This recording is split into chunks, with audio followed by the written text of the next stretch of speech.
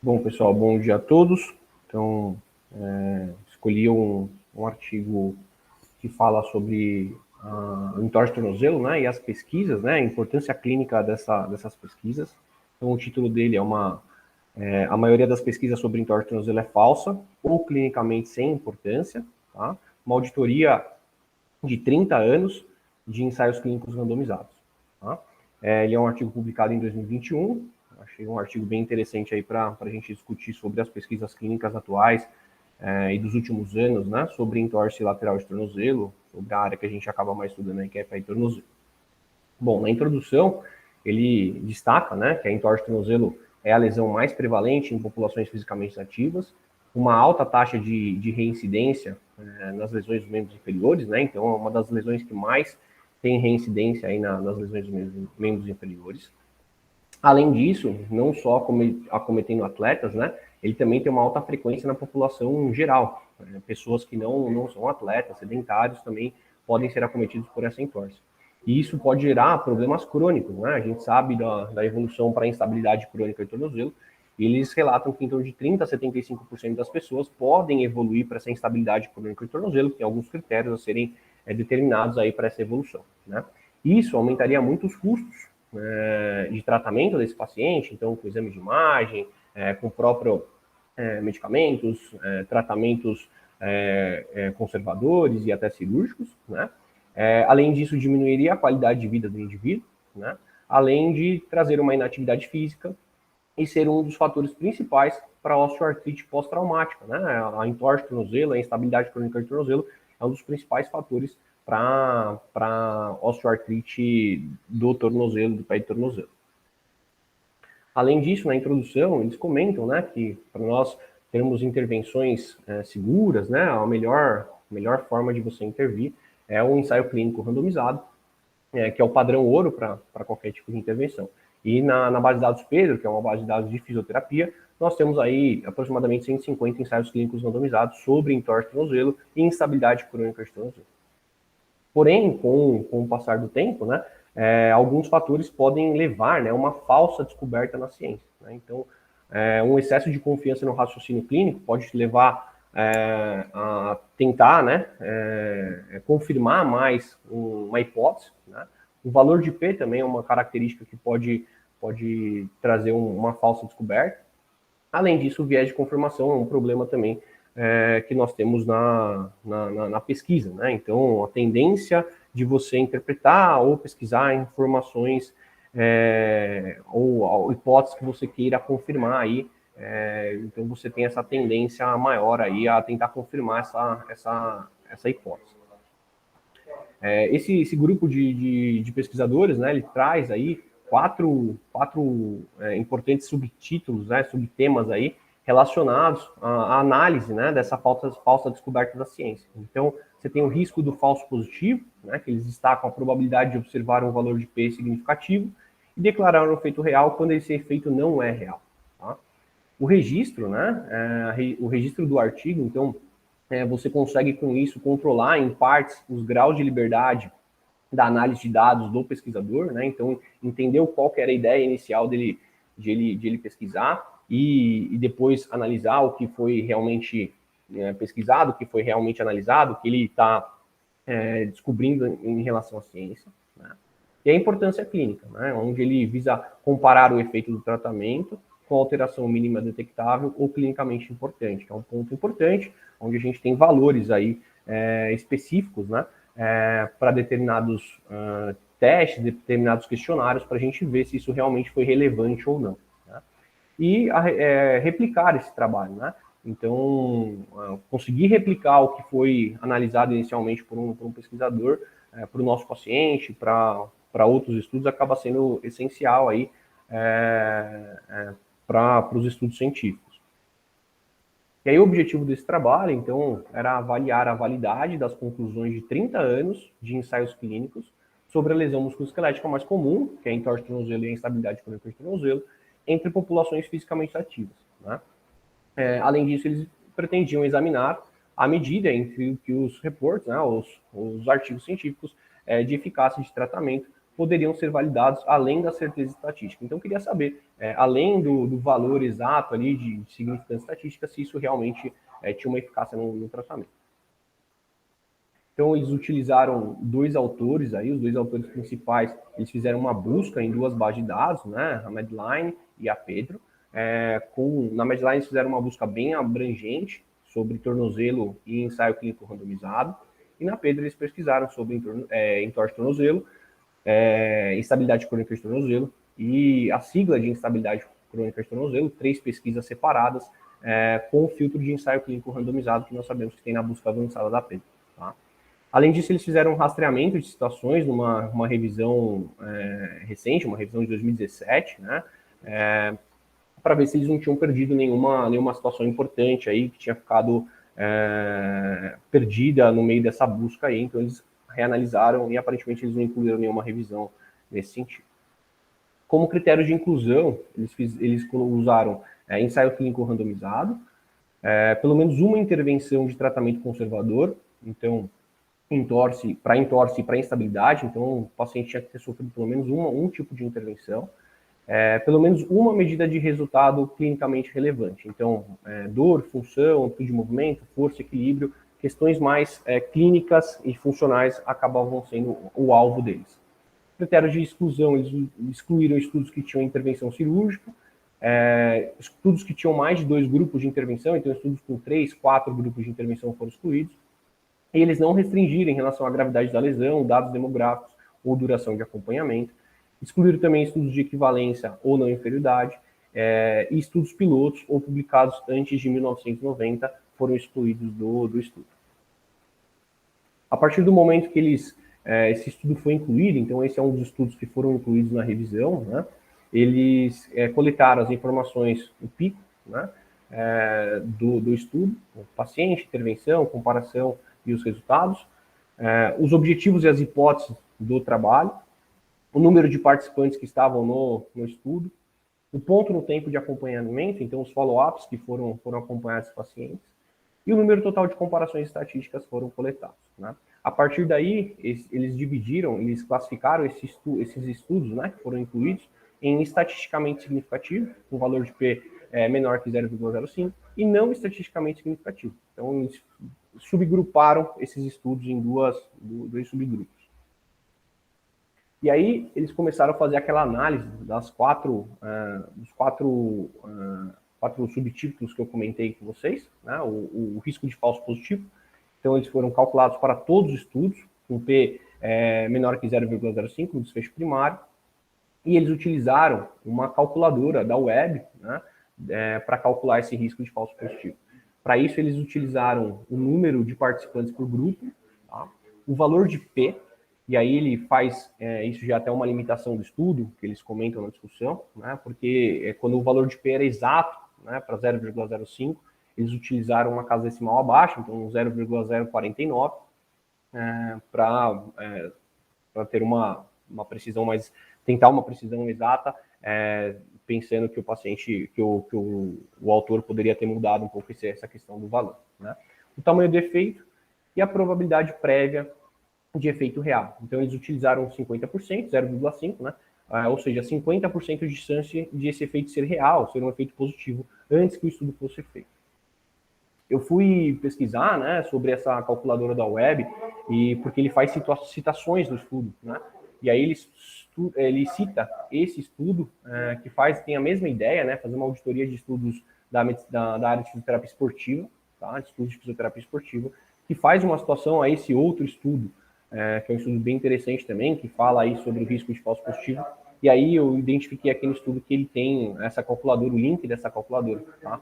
Eu deixei esse link aqui, e também aqui está o print da tela do link desse estudo, onde você coloca os dados lá conforme ele coletou, e aí você tem os resultados expressos ali rapidamente. Então, parece ser bem fácil, bem simples de ser utilizado, interessante aí para a gente analisar também. O registro, né, dos estudos, então ele coletou a porcentagem de estudos elegíveis que relatavam esse pré-registro, né, e a importância clínica. Então ele identificou a porcentagem de estudos que referenciavam ou relatavam os valores de mudança mínima detectável e a diferença mínima clinicamente importante. Então, ele detectou esses estudos que faziam essa menção. Tá? Ele fez o cálculo da diferença média e do intervalo de confiança para cada desfecho clínico e comparados com a diferença mínima detectável e também com a diferença mínima clinicamente importante. Tá? Caso o estudo não fizesse esse relato, né, sobre esses dados, ele fez uma pesquisa na literatura para coletar os dados desses desfechos, tá? E ver se realmente foi clinicamente importante, teve uma diferença mínima interessante aí no registro desse estudo. E, por fim, a parte de replicação. Né? Então, ele fez uma comparação dos picos entre os estudos, tá? E os estudos homogêneos foram subgrupados e os efeitos foram comparados. Com a busca na base de dados, na Pedro e na PubMed, eles captaram um total de 1.098 artigos, tá? Não fizeram nenhuma busca adicional, não tiveram nenhum artigo na busca adicional. Desses estudos, 928 foram excluídos. E aí, a partir da análise do texto completo de 169 estudos, 95 ainda foram excluídos por conta dessas características, e 74 estudos acabaram sendo incluídos. Tá? Um destaque aqui é que tinha estudos que não estavam na língua em inglês, né? E aí acabaram sendo excluídos também. Como resultado, então eles trazem que aí 23% dos estudos não tinham uma diferença estatística significante, né? Então eles foram agrupados como não estatisticamente significante, e 77% tinham uma diferença estatisticamente significante, né? 57 estudos dos 74. E aí eles coletaram 966 valores de P, foram extraídos, né, dos fechos primários e secundários. Tá? E aí, a partir disso, ele traz esses 3 gráficozinhos para a gente. O primeiro do gráfico, o gráfico A aqui, ele mostra, né, que 35% dos estudos tinham um resultado estatisticamente significante. Tá? Uma baixa proporção de estudos com resultados estatisticamente significantes. Tá? Então, só 342 desfechos dos 966 eram estatisticamente significantes. Já o B, ele mostra para a gente que de 17% dos estudos que eram estatisticamente significantes, os resultados eram de resultados primários. Tá? Então, uma atenção que ele levanta aí, quanto talvez ao desfecho de interesse inicial do pesquisador, desfecho primário, né? Com uma pequena parcela desses estudos trazendo o resultado estatisticamente significante como desfecho primário. E, por fim, ele mostra no gráfico C aqui que 1% dos 966 valores de P coletados eram de desfechos primários de estudos pré-registrados. Então, somente 1% tinham registro e tiveram uma diferença estatisticamente significante em desfechos primários. Tá? E aí ele mostra aqui para a gente, né, ele traz um gráfico em violino, eu nunca tinha visto, eu achei bem interessante esse gráfico, onde ele traz, né, que 68% dos estudos com diferença estatisticamente significante estavam com dados disponíveis nos GCs primários para calcular o risco de falso positivo. Né? E a mediana foi de 14%, com intervalo de 0,6% a 100%, e somente 28% tinham um risco falso positivo menor que 5%. Quanto menor seria esse risco, melhor seria, né? Então, uma baixa taxa de estudos com esse risco falso positivo baixo. Em relação aos registros, somente 19% dos estudos foram pré-registrados, e ele traz uma informação bem importante e crítica aí, né? Os estudos que não foram registrados, eles foram mais propensos a ter valores de P significativos, né? Então, isso é um problema, uma coisa importante aí, sabendo da importância do pré-registro, né? E a importância clínica. Ele traz que 77%, ou seja, 57 dos 74 estudos analisados, tinham um valor de P menor que 0,05, tá? E apenas 9% desses estudos fizeram referência aos valores de mudança mínima detectável e a diferença mínima clinicamente importante. 12% desses estudos excederam a diferença média de mudança clinicamente detectável e 7% para a diferença mínima clinicamente importante. E somente 3 estudos excederam ambas as medidas. Então, você tem um número baixo aí de estudos, né, que trouxeram medidas clinicamente importantes aí para o paciente, né? E mudanças clinicamente importantes. E somente 3 desses estudos obtiveram mudanças em ambos os valores. Como replicação, né, ele mostra para a gente um problema grande que a gente tem aí frente às pesquisas de entorse de tornozelo. Então, dentre os estudos clinicamente importantes, você tem 3 achados aí que trouxeram os resultados, como eu comentei, né? No registro, você tem 14 estudos somente que foram registrados, dos 74, né? E do risco falso positivo, você tem 28% aí, ou seja, 11 estudos aí tiveram esse risco falso positivo, né? E aí, quando você tenta juntar os 3 principais fatores aí que ele avaliou, né, você não tem nenhum estudo que compete, que adota, né, esses 3 fatores importantes. Né? Então, nenhum estudo conseguiu respeitar esses 3 critérios que eles comentaram. Então, mostrando um problema aí relacionado aos resultados das pesquisas clínicas de entorse de tornozelo. Tá? Na discussão, então, ele levanta aí uma preocupação com essas pesquisas baseadas em conclusões falso positivas e não replicáveis.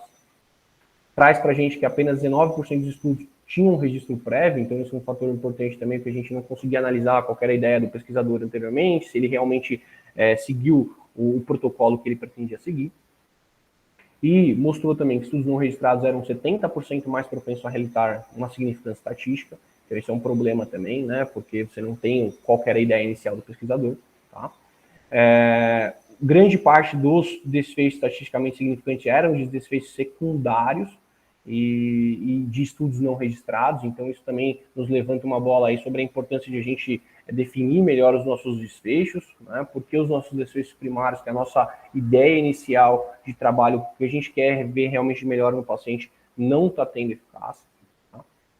Somente 9% dos estudos relataram as mudanças, mudança mínima detectável e também a diferença mínima clinicamente importante. Então, uma baixa taxa desses estudos relatando essas diferenças.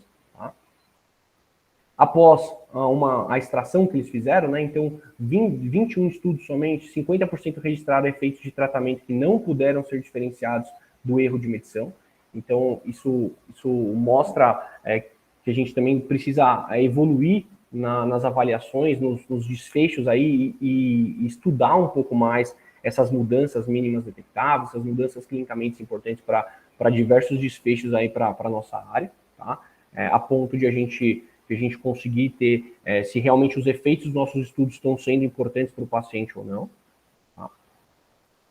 E ele destaca também que as nossas lesões musculoesqueléticas devem ser tratadas baseadas em evidências, os futuros estudos devem melhorar os padrões de relato e a interpretação de dados, e a gente não pode somente confiar nos testes de significância de hipótese nula. Né? Então, isso pode ser desperdiçar o financiamento da pesquisa, vai corroer a credibilidade do estudo, do autor, do pesquisador, do grupo de pesquisa e tudo mais, né? E vai retardar o progresso científico, porque a gente vai ter vários estudos aí que realmente não são muito importantes para o paciente, não traz uma melhora clínica para o paciente, e vão estar sendo replicados aí pela literatura.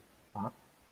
Para ter maiores validades do ensaio clínico, ele sugere, né, o registro, um baixo risco falso positivo e efeitos de tratamento que excederam os valores de mudança mínima detectável e diferença mínima clinicamente importante, né, para os desfechos que foram analisados. Né.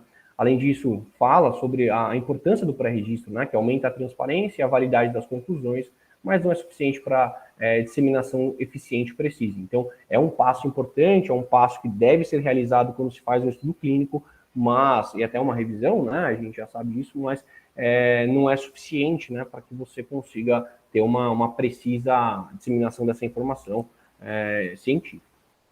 Como conclusões, ele traz que nós temos um alto risco de descoberta de falsos positivos no campo central da pesquisa musculoesquelética, voltada aí para entorse de tornozelo e estabilidade crônica do tornozelo, que foi o que ele pretendia estudar, e que grande parte das pesquisas permanece sem registro e se baseiam na significância estatística e não na interpretação da magnitude da mudança, que seria algo importante e talvez mais clinicamente importante para o nosso paciente, para a população que é o nosso alvo aí, que é a melhora do paciente. Tá? Não sei o que a galera achou desse estudo, né? Eu achei um estudo interessante. Essa questão da auditoria é uma coisa nova que eu não tinha contato, né? E alguns pontos me chamaram muito a atenção, né? O primeiro ponto, eu acho que é em relação aos desfechos clínicos. Eu achei isso bem interessante e me trouxe uma pulguinha atrás da orelha. O quanto acho que o paciente tem que estar mais inserido também na pesquisa científica, né? Porque às vezes nós pesquisadores vamos bolar um desfecho clínico, vamos pensar no desfecho clínico, para mim é importante avaliar a função do pé do paciente, mas para o paciente não é importante a função, às vezes para o paciente é importante a dor, às vezes para o paciente é importante a qualidade de vida dele, às vezes para o paciente é importante outra característica que nós não estamos avaliando, né? E aí vocês viram, a maior proporção é os resultados, a maioria é de desfechos secundários, né? Que é aquele desfecho que normalmente a gente coloca no estudo, né? Como uma segunda opção ali, como um desfecho não tão importante para a gente, que a gente nem talvez pretenderia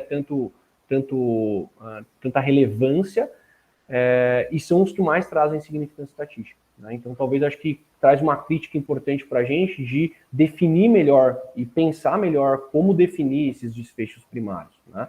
E acho que um fator que vem crescendo também é a participação do paciente na pesquisa. Então, hoje em dia você tem, antes de montar uma pesquisa científica, você tem reuniões com os pacientes, né, para definir os desfechos mais importantes para ele. E aí sim você vê se isso é importante realmente para o seu estudo, e aí você usar algum método, né, para fazer essa análise.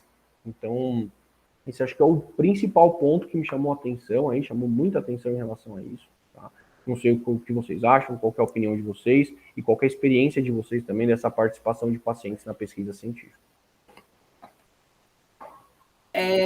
Antes de passar a palavra para o Anthony, foi observado resultados positivos, né, nos desfechos secundários, né? E isso a gente tem que lembrar do SPIN, porque a gente tem que ser fiel ao desfecho primário que foi definido. Uma vez que só deu resultado nos desfechos secundários e ressaltar isso gera um certo engano para o leitor, né, para o nosso clínico, que não entende muito de método de pesquisa, né? Eu devolvo a palavra para você, André. Sim, foi acho que um pouco do que eu comentei, né? Acho que primeiro de tudo, né? E eles comentam sobre isso também, sobre o registro. Às vezes você não tem um estudo bem desenhado, vamos fazer meio que às pressas, vamos lá, vamos montar. Acho que a ideia é bacana, vamos replicar um estudo que está mal conduzido na literatura. Aí você vai lá e simplesmente manda ver no estudo, né? Não desenhou bem, não discutiu bem, não teve uma base teórica boa, e aí o que acontece? Você tem esse problema, né? Você tem um resultado só de desfecho secundário, você tem uma interpretação errada sobre a conclusão do estudo, né? Você replica uma informação ruim para a ciência, tá? Que vai atingir os clínicos, vai atingir os pacientes, né? E aí a gente pode ter o que acontece, né? Um monte de terapêutica que não é baseada em evidência, em resultados positivos, sendo aplicada, mudando as crenças do nosso paciente, né? E complicando a vida do clínico, do pesquisador e principalmente também do paciente. Só para a gente voltar um pouquinho, o Anthony está na fila. Quando você vai ler um artigo, você tem que ser, assim, o estudo ele foi feito para responder o desfecho primário. Então, o tamanho amostral ele foi calculado baseado no desfecho primário. Se o desfecho primário não deu positivo, o desfecho secundário deu, possivelmente pode ser um falso positivo, pode ter sido um resultado ao acaso. Por que registro clínico? Porque na hora que você vai analisar um paper, você pode ir lá na plataforma no qual foi feito o registro do ensaio clínico, no Brasil RBEC, fora o Clinical Trials e vários outros, e lá você consegue identificar qual que foi o desfecho primário, porque tem alguns estudos, né, que eles, já que o desfecho primário deu positivo, eu inverto. E aí, facilmente, o pesquisador que está consciente desse ponto, ele vê que a pessoa inverteu o resultado. Então, assim, para a gente que lê paper, os clínicos talvez não tenham esse conhecimento, mas a gente tem que fazer essa análise, tá? Então, se comprometeu a fazer desfecho primário, tem que ser fiel ao desfecho primário. fiquei pensando em algumas coisas que o André falou, né? Primeiro que é o seguinte, minha área é muito cômoda, a minha área da engenharia é muito cômoda, porque eu tenho simuladores que simulam o comportamento dos fenômenos que eu estudo. Então, assim, eu sei que tem umas limitações, né? Porque sempre quando você faz um modelo, esse modelo ele representa, mas ele tem limitações. Todo modelo tem algum tipo de representação, tem algum tipo de limitação, né? Mas eu tenho essa vantagem. No caso de vocês, é complicado porque uma coisa que a gente está sempre conversando aqui, né? O corpo é não linear, o corpo ele não é previsível, uma metodologia funciona com um, não funciona com o outro. Ela pode funcionar com um naquele momento, não funcionar com ele depois, por uma série de motivos, né? Desde motivos que ele tem controle, como motivos que ele não tem controle sobre eles. Então, assim, se o estudo não tiver um amparo estatístico muito forte, você não tem como dizer que aquelas conclusões são válidas, né? Primeiro isso. Outra coisa, André, às vezes você pega, sei lá, 100 indivíduos e aplica uma metodologia que funciona com, sei lá, 90%. Aí você vai no outro lugar, sei lá, fazer esse estudo aqui no Brasil, funciona. Aí você vai lá na África do Sul e repete o estudo não funciona nem com 10%.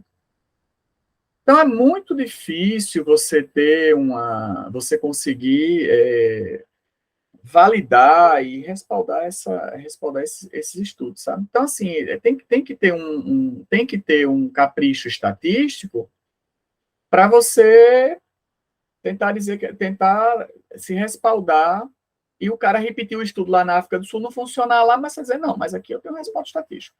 Isso é uma questão, né?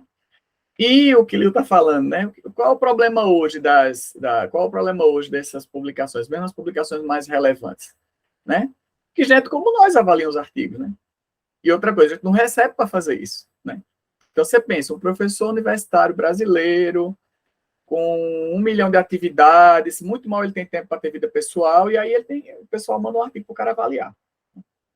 E aí muita gente rejeita. Como muita gente rejeita, às vezes uma pessoa que está precisando, ela está começando, ela não é muito crítica, ela pega aquele artigo e ela avalia. Aí o cara que submeteu o artigo, ele tem sorte, ele pega aí, sei lá, a revista manda para 3. Aí desses 3, 2 são nesse nível, assim, a gente está começando, aí os caras avaliam, dá ok, né? Vai para publicação. E depois cai aqui para a gente rasgar o artigo, né? Então tem essa metodologia o peer review, ele tem umas vulnerabilidades, né, Leo? Valeu, André.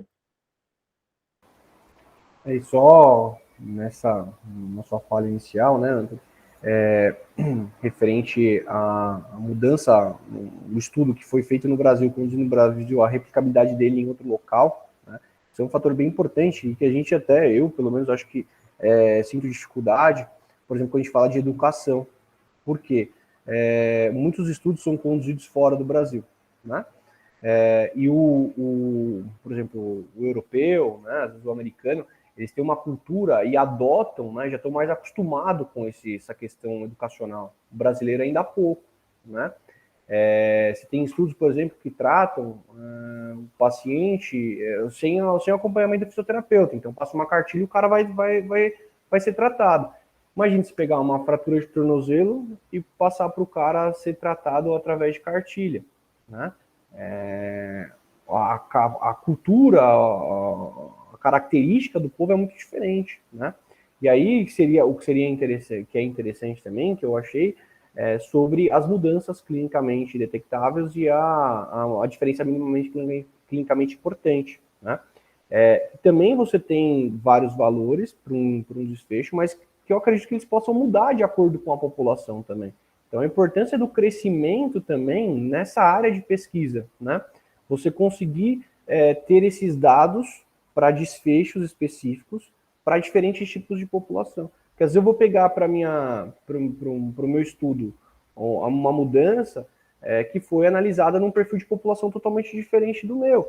E às vezes essa mudança no meu estudo não vai dar diferença, mas porque também a minha população era diferente, né? Então acho que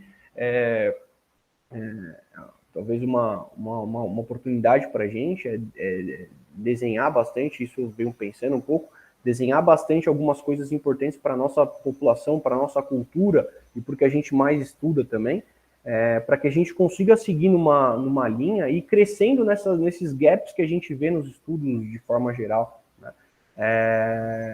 Então, estudar, por exemplo, essas mudanças clinicamente detectáveis, clinicamente importantes, para os principais desafios que a gente tem, a educação na nossa população ser diferente, replicar esses métodos que vêm de outros locais aqui na nossa população para ver se a gente consegue achar os mesmos resultados. Então, são tudo ideias, hipóteses aí que a gente pode levantar a fim de evoluir dentro da pesquisa clínica e trazer uma qualidade melhor para os nossos pacientes também. Antes de eu falar o que eu gostaria de falar, é só ter um cuidado especial quando a gente fala, tipo, que é uma característica cultural X ou Y da população, sabe? Essa questão porque, assim, é uma coisa, assim, que a população está inserida num ambiente cultural, então, tipo, é uma coisa que, assim, não é uma coisa intrínseca de certas populações, é uma coisa das culturas envolvidas dentro daqueles grupos. Então é sempre bom ter um cuidado com esse tipo de fala, sabe?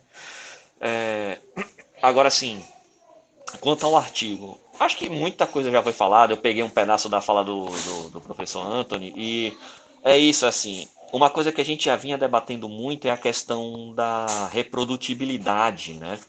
A gente não vê esses artigos sendo reproduzidos. Muito daquilo que eu já falei. Ninguém quer ser o segundo a descobrir uma coisa, né? Todo mundo quer ser o primeiro a fazer aquele artigo. Então, assim, esse estudo, acho que ele mostra, pelo menos, de novo, eu não vou extrapolar isso para outros estudos, para outras áreas do conhecimento, mas, assim, para a questão da entorse de tornozelo, esse estudo mostra um gap que é muito importante da gente observar. Vários deles, né, que o próprio André já deve ter trazido na apresentação. O primeiro deles, que é uma coisa muito séria, é a questão do registro a priori, né? Uma coisa assim, um estudo para ele ser feito, ele tem que ser registrado a priori, justamente por isso, porque se você tem resultados que te desagradam no estudo, ou você não publica o estudo, ou você faz um registro com o seu desfecho secundário como se fosse o seu desfecho primário, entendeu? Então, assim, o registro a priori é muito importante. E é realmente impressionante o fato de, sei lá, só 17, 20% no máximo ter sido registrado a priori. Sabe? Então isso é uma coisa muito importante. É o principal? Não, não é o principal, é um conjunto, né? Mas é algo assim que deve ser observado isso como extremamente problemático, né?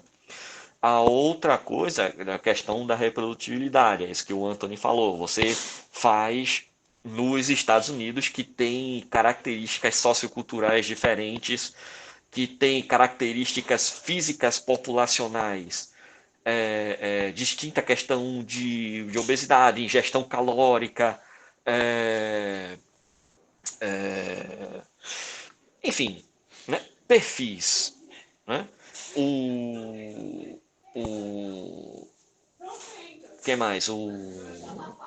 Não, Lio, a questão é que eles cobram, mas a questão eles não cobram se a priori, né? Então eles registraram depois que eles já fizeram o estudo, entendeu? Então eles fazem o estudo, encontram o resultado, aí registra e Então, publica. mas a data tem que ser prévia. Então, tem essa análise da data. Então. Não devia Aí aceitar uma data a posteriori do final do estudo. Aí é uma questão, eu não sei, eu não vi os autores observando a data desses estudos que não estão registrados, mas como é uma diferença muito significativa, acho que é 80 a 20%, então realmente, né, é surpreendente que isso não tenha sido levado em conta na hora de receber o artigo, né? Aí, a outra coisa, assim, a questão da reprodutibilidade, isso é um negócio sério, assim, que a gente tem, é uma falha séria que a gente tem na produção científica, né? Que, assim, a gente não tem reprodutibilidade, então a gente não sabe se aquele artigo pode ter um N de 200, né? Mas a gente não sabe se é se o resultado compete à amostra, por exemplo, né? se é um erro aleatório da amostra, né? Tipo, se ele não deu positivo ou se ele deu positivo, porque a amostra, sei lá, aleatoriamente, você pode ter escolhido da forma mais randômica possível, mas você ainda tem isso. Então, outros estudos com o mesmo método, né? O próprio Carl Sagan fala da questão, o Karl Popper fala da questão da falseabilidade, reprodutibilidade, né? E isso se perdeu na ciência, né? Pelo menos se perdeu. A gente tem visto isso como um problema sério, né?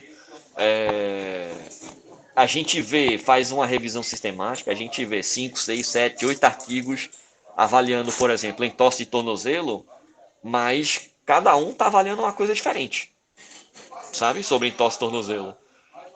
Então, vamos ver um tratamento experimental versus não tratamento.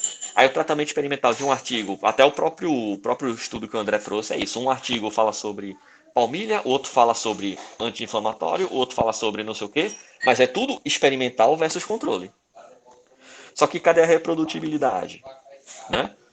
Cadê 3, 4, 5 artigos avaliando em diferentes populações, sabe? Eu acho que isso faz com que a gente tenha muitas ressalvas.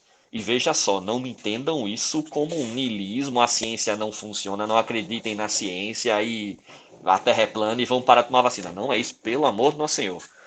Mas é uma questão assim, que a gente precisa, enquanto comunidade científica, repensar nossas práticas de produção científica, né? Esse artigo ele é um exemplo. A gente já tinha comentado com ali, o próprio grupo do Léo Costa tem alguns estudos sobre estudos SPIN, sabe? Sobre publicação de resultados SPIN. Então, assim, teve o artigo que eu trouxe também, a questão de fator de impacto. Então, a gente começa a perceber que essa questão precisa ser discutida. E nem vou falar da questão do p-valor, que já é uma discussão que é mais velha que andar para trás, né?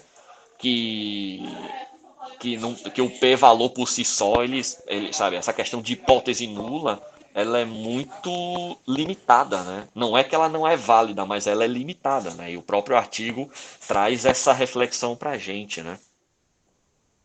Então, o lance da reprodutibilidade, Tiago. Acho que alguém falou, não sei se foi o André, ou foi a Lil que falou, que se dá muita importância a se descobrir coisas novas, né? Então, às vezes, as pessoas não partem para a reprodutibilidade, para testar essa reprodutibilidade, porque elas estão dando prioridade a descobrir novidade, né? Então, alguém já descobriu uma metodologia, passa adiante. Algo que aconteceu muito interessante na época que eu fiz mestrado, doutorado, não lembro, mas eu cursei uma disciplina que a gente discutia metodologia científica, e no fim, cada estudante, era em grupo até, cada grupo de estudantes tinha que escolher um artigo da literatura e rediscutir a metodologia. A gente pegava os resultados que ele mencionava e rediscutia a metodologia científica. Aí, Tiago, a caixinha começa a abrir e a gente começa a descobrir que tem muito artigo em revista muito boa, né, como a gente está sempre vendo aqui. Você pega os mesmos dados, joga na ferramenta estatística e dá outras coisas. Os mesmos dados, estão lá, a tabela, mesmo, com os dados, tá? Você pega aqueles dados, mete no mesmo programa, roda o programa e você começa a ver que, às vezes, aí a gente não sabe, né? Pode ser displicência do pesquisador, né? Ou do grupo, pode ser uma displicência. Outra coisa, a gente publica muita coisa coletivamente, né? Então, assim, como a gente publica coletivamente, às vezes eu entendo muito de uma coisa. Você não entende daquilo que eu entendo. Tá? Então, a gente juntou e você faz um estudo e eu dou uma derrapada na minha parte, né? E você não dá na sua, mas a gente compromete o estudo, né? Só que eu até acho que existe um ramo, né, para quem, principalmente o pessoal que está na pós-graduação meio com a corda no pescoço, que é pegar alguns estudos que tem por aí e tentar reproduzir e comparar mesmo. E tem o que eu estava comentando, que eu não sei se quando você entrou, eu tinha comentado já, que é o lance do corpo humano ser não linear e tal, etc, etc. Então, o que é que acontece? Se você pegou 50 pessoas, eu falei separando geograficamente grosso, né? De repente, você pode pegar 50 pessoas aqui de São Paulo e 50 lá no Nordeste, dá diferente. Né? O Brasil Você pode pegar 50 pessoas em São Paulo e 50 pessoas de São Paulo e dá diferente, né? Pois é. Porque aquilo, um estudo pode ser um erro aleatório, né? Que a amostra que você pegou deu o resultado, aquele resultado. Né? Olha, olha só, o André na apresentação dele, eu vi aqui no artigo, o pessoal, acho que o artigo se preocupa muito. O artigo se preocupa muito com o falso positivo. Sim. Mas o falso negativo também é problema. Imagina aí, você desenvolveu uma metodologia espetacular, revolucionária, e aí na hora de testar você escolher 50 pessoas, as 50 pessoas que tem em São Paulo, as únicas 50 pessoas que aquele lado funciona. Aí esquece e passa para outra, né? Exato. Então você vai comprometer um resultado, você vai comprometer as conclusões de uma metodologia revolucionária porque você teve o azar de nas 50 pessoas aleatorizadas, na amostra de 50 pessoas aleatorizadas, você pegou as 50 que o negócio não funciona. É impossível de acontecer? Não, não é impossível. Tem uma probabilidade baixa. Mas pode acontecer, né? Mas isso é interessante que a gente pensa que a ciência, da forma que a gente produz atualmente, ela é muito, ela tem alguns princípios popperianos, né? A falseabilidade, só que ela não é falseada. Tem o efeito de reprodutibilidade, a pesquisa ela deve ser reprodutível, mas ela não é reproduzida, né? Então esses princípios aí que são utilizados na ciência do paradigma vigente, parafraseando o Thomas Kuhn, o próprio paradigma vigente ele não é aplicado, né? E aí vale a gente pensar dos motivos que isso acontecem, né?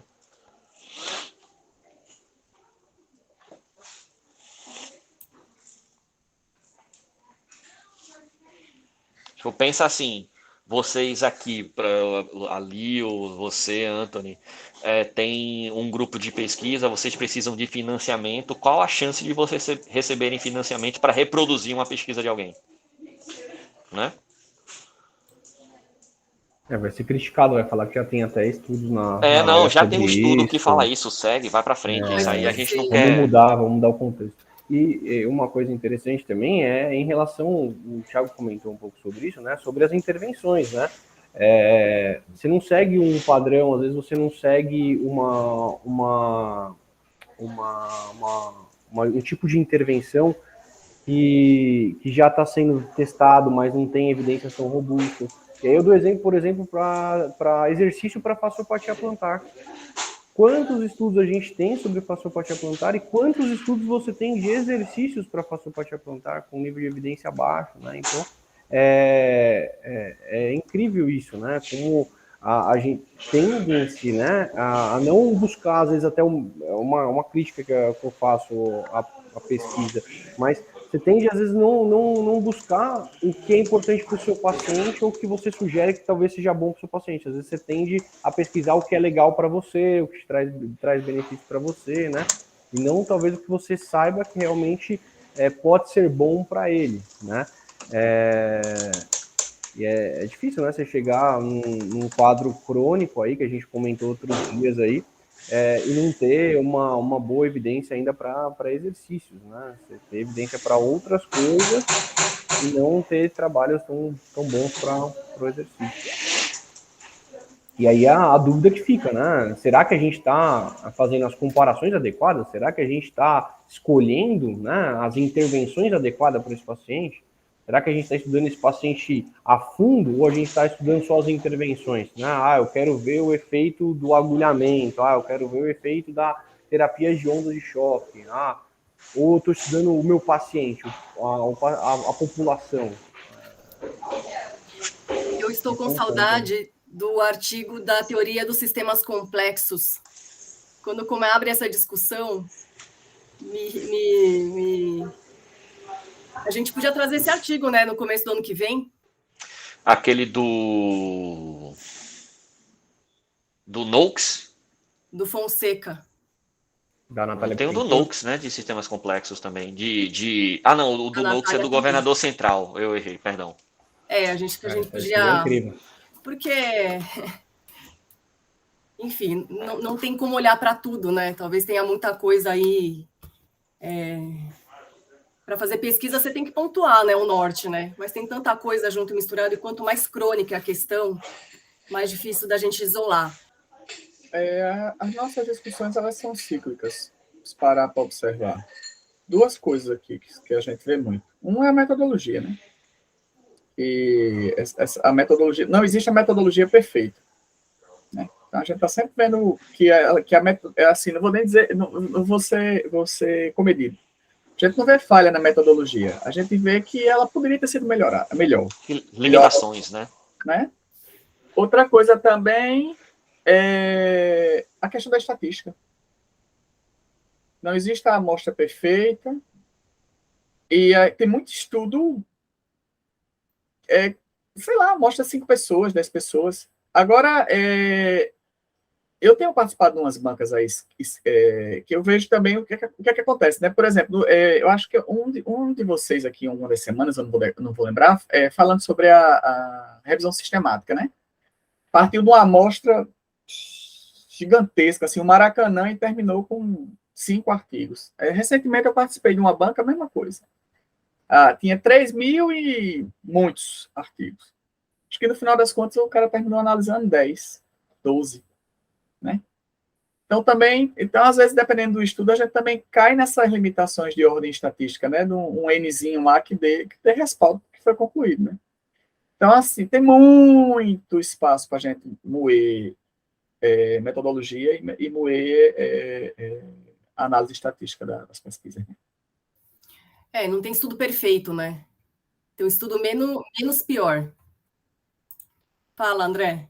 Eu sei que você vai encerrar, mas eu só queria levantar uma bola, a gente pode até discutir lá no grupo depois, quando der um tempinho, o que vocês acharam desse tipo de estudo, né? Porque ele não pareceu um estudo tão complexo, achei um estudo super interessante, que traz uma discussão aí clínica sobre o problema e sobre a ciência legal. E depois a gente pode discutir esse tipo de estudo, esse desenho de estudo, essa forma de estudo, né? Essa também é aplicável para a gente aqui, né? Acho que posso responder primeiro? Furando, pode. Sei, né? Tem muita gente querendo falar, então eu vou pedir licença para falar primeiro.